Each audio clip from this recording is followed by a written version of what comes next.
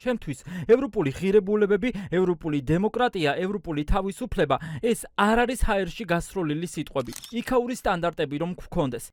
მე ახლა აქ არ ვიქნებოდი. ამ სიტყვებით შეხვდა პატიმრობას ევროპული მომავლის მცველი და სინდისის პატიმარი თორნიკე თოშხუა. ქართული ოცნების აგრესიული მოძალადი, აქტიური მხარდაჭერის ბექა გოცირიძის, სარჩელი საფუძველზე მინდია შერვაშიძე და თორნიკე თოშხუა პატიმრობაში გაუშვეს. სასამართლომ ჩათვალა, რომ საფრთხე არსებობდა მოწმეებზე გავლენის მოხდენის, მტკიცებულებების განადგურებისა და მიმალვის. ბევრჯერ შეეხეთ დანას. თქვენს დასვით კითხვა, არის თუ არა ეს დანა ამოღებული. როცა საგამოძიებო მოქმედებები დაიწყო, ობიექტური გამოძიება რომ ჩაეტარებინათ, დანა უნდა ამოეყოთ. დაცლილი რომ ყოფილიყო პოლიტიკური მდგენელისგან, ეს საქმე ყველას გაუადვილდებოდა ამ საქმის გამოძიება.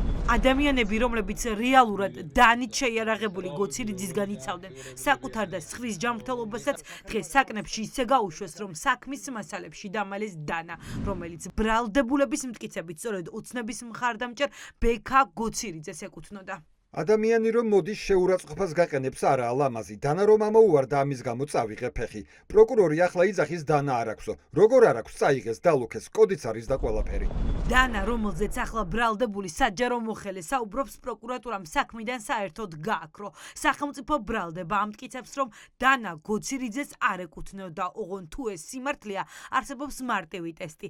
დანა, რომელიც ევროპული მომავლის მცველმა პოლიციას ჩააბარა, რისი ამსახველი ვიდეოკადრები ქმის ნომერი და საპატრულო ბორტის ნომერიც არსებობს, შეეძლოთ წაეღოთ ექსპერტიზაზე და დაედასტურებინათ საკუთარი სიმართლე, თუმცა ამას არ აკეთებენ. განგიმარტავთ, რომ სისხლის სამართლის საქმეში დანა არ არსებობს, აღნიშნული არ დასტურდება საქმეში არსებული არც ერთი მტკიცებულებით, არავის არც ერთ პოლიციელს დანა არ ამოუღია. ვიდეო ჩანაწერი არ გინახავთ, მე შემიძლია გაჩვენოთ. შესაძლებელია ვინმეს აქციაზე ყოფნის დროს დანა ამოუვარდა, მაგრამ აღნიშნული არ ყოფილა დაზარალებულის დანა.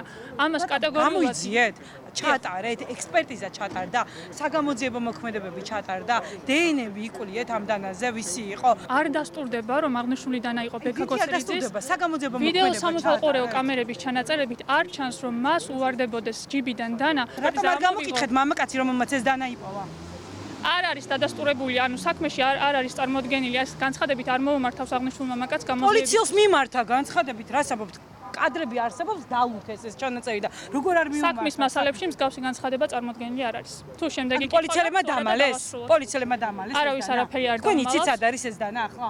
კიდევ ერთხელ განმეორდები, მე არ მაინტერესებს აღნიშნული დანა, რადგანაც ეს დანა საქმესთან შემხებლობაში არ არის. საქმის სამართლებრივ აბსურდულობასა და თავიდან ბოლომდე პოლიტიკურ мотивაციაზე მიუთითებს ადვოკატისთვის სწორედ ის დანა, რომელიც დამალეს და მასზე გამოძიება არ ინტერესდება. ხალხო, თუ ვინმეს მიგიწვდებათ ხელი 77444, ეს არის ეკიპაჟის ნომერი, რომელსაც ამოიღო დანა. არსებობს ლუქის ნომერი, ასევე რომელიც აქვს აქციის მონაწილეებს გადაღებული.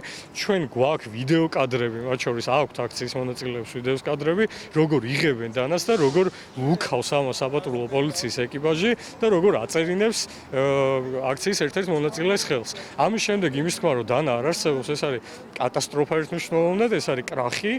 დაკავებების ახალი სერია თორნიკე თოშხუასა და მინდია შარვაშიძის დაკავებით არ დასრულებულა.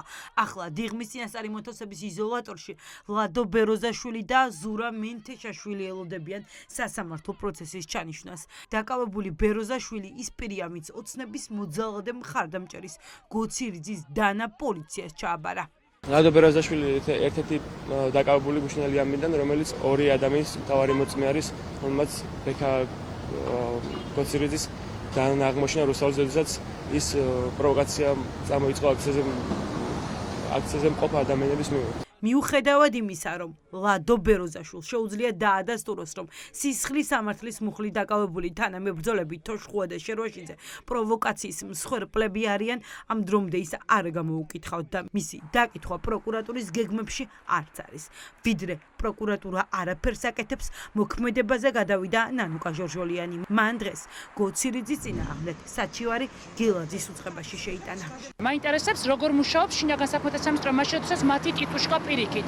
ჩვენ გვაგინებს ვერც ერთი არხი, ვერც ერთი ტელევიზია, ვერც ერთი საჯარო სივრცე იმ სინქრონს, რის გამოც მე ახლა ვჩი ვერ გამოიყენებს. ასეთი სიტყვები არ შეიძლება საჯარო სივრცეში ისმოდეს და თუ რამეა ახლა ამ სამყაროში საჯარო სივრცე, ეს არის სოციალური მედია. მე მაინტერესებს რა ხდება მაშინ, როდესაც არა მარიამ ლაშხი, არა თია წულკიანი, არა ქართული ოცნების წარმომადგენლები, არამედ ოპოზიციის წარმომადგენლებს მიმართავენ ასე. ბექა გოცირიძე ის ეგრეთ წოდებული დაზარალებულია, რომელმაც მისივე მტკიცებით ტკივილი განიცადა და გამოძიების დაწყება მოითხოვა. არადა საჯარო წყაროებში იძებნება ვიდეოს, სადაც თავად ამტკიცებდა, რომ მას დაზიანებები არ მიუღია და დაშავებული არ ყოფილა. ჩააბარებს თუ არა ტესტს, გელა გელაძის უწყება ეს რამდენიმე საათში გახდება ცნობილი. თუ შინაგან საქმეთა სამინისტრო გაბედავს ოცნების მოძალადე მხარდამჭერის წინააღმდეგ გამოძიება დაიწყოს, მაშინ გოცირიძეს სასამართლოში მისვლა და თავის მართლება მოუწევს.